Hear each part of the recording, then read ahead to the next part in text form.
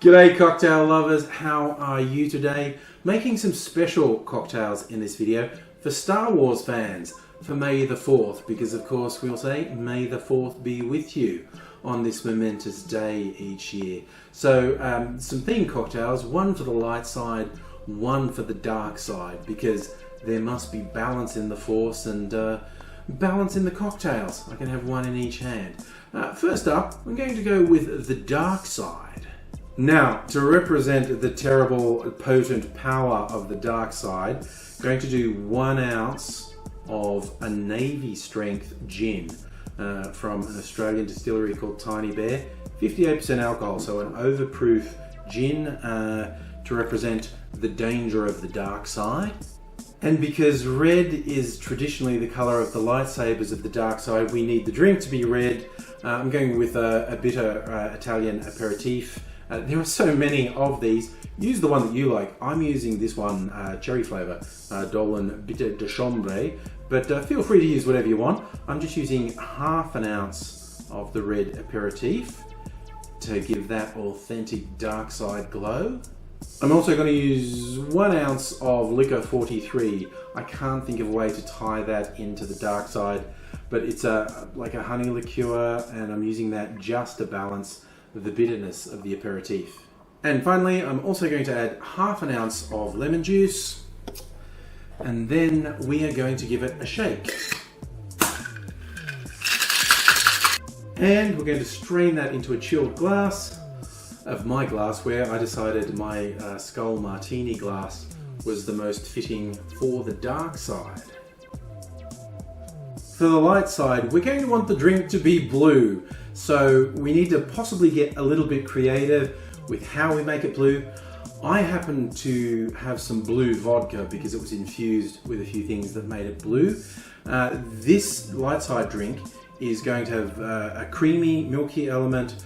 It's going to have an orange liqueur element and vodka. So I have some blue vodka, that makes it easy for me. For the orange element, you might have blue curacao, or hell, just cheat and use some blue food colouring to make it go blue. But I'm doing 2 ounces of vodka, in my case blue vodka, 1 ounce of Cointreau, although if you have blue curacao, that's an orange liqueur, you might use that to get the blue effect here. And to get the creamy effect, because we're trying to make this look like Luke's blue milk, I'm using a chocolate liqueur. You might just use milk or even cream to do this, but I'm putting 1 ounce of this in the hope I get a creamy milk effect, so we'll have some Jedi blue milk.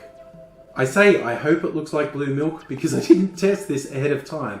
I'm making this for the first time. I'll give it a shake and let's see how we go. And my choice for glassware for this one, suggested by one of my viewers, Catherine, who said we want something a little bit slender that maybe suggests a lightsaber, and we just strain our Jedi blue milk into the chilled glass. Now for the taste test. Which side is stronger, the dark or the light? I'll try the dark side first.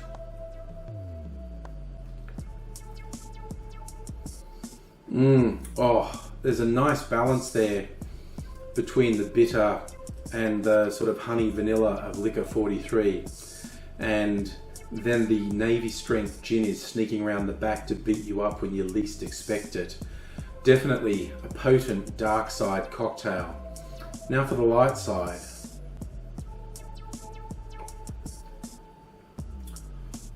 Oh, okay, for something I literally just made up on the spot, I'm quite happy with how that turned out. The creamy texture is good. Possibly could be a bit more blue, but there's a good balance of flavours in it. But basically, I think I'm going to spend the rest of the night testing the powers of the dark side versus the light. Whichever way you go, may the 4th be with you.